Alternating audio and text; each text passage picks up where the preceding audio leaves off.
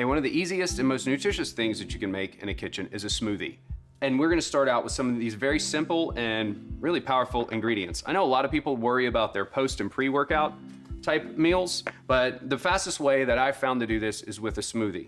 Start with some strawberries. Now, one of the tips we were talking about is knife selection. You don't need a lot of knives in your kitchen. You really just need about 3. Like, you need a great paring knife, a good chef's knife, and it doesn't have to be this big, but I recommend starting with maybe a smaller blade like a Santoku or an 8-inch chef's knife.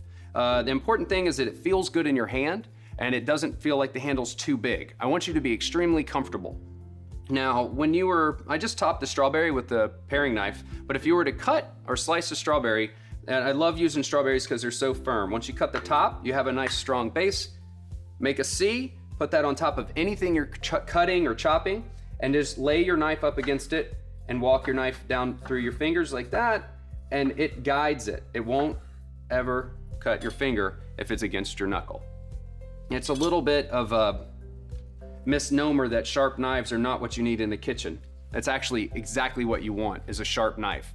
One of the other knives that I find that are just priceless is a serrated bread knife. Those things come in super handy. All right, so we're gonna start making a smoothie, and one of the reasons why I think it's one of the greatest meals on the planet is because it's super delicious, super nutritious, and super easy. I mean, it starts with a cup of ice.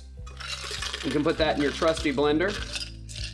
Start with some fresh fruit. Now, I topped some strawberries. I think it depends on how much you love strawberries or how little you put in. That's what I like about it, is when I do this with my family at the house, we constantly are making new smoothies every day because some days the kids like blueberries, some days they don't. You know, blueberries are a great form of getting your antioxidants in. They have a good flavor. They make everything nice and it's super easy to have them. Strawberries, same type of thing. My kids like them, but I just like to keep the tops out. Bananas, we always have bananas around the house. And the one thing that I've found with bananas is if they're starting to go brown, peel them, put them in a Ziploc, and throw them in the freezer. They're great for smoothies. You need less ice later down the road. They kind of keep it cold. I'll throw in a half a banana. It's good for the potassium. You know, some people just peel it. Hey, you know what? Let's go with the whole banana. We want it to taste good. Now, the trick to the smoothie is making it super nutritious and delicious. That's why I like to put in power greens like spinach and kale.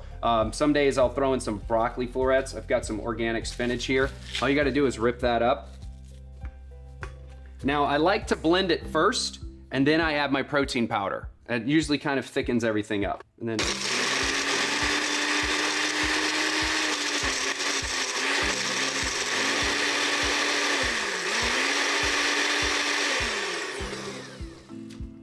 get it open, throw some protein powder in. This is gonna kind of complete it. Now it's gonna taste like blueberries, strawberries, and you're gonna get a little earthiness. I like 2 scoops of the protein powder.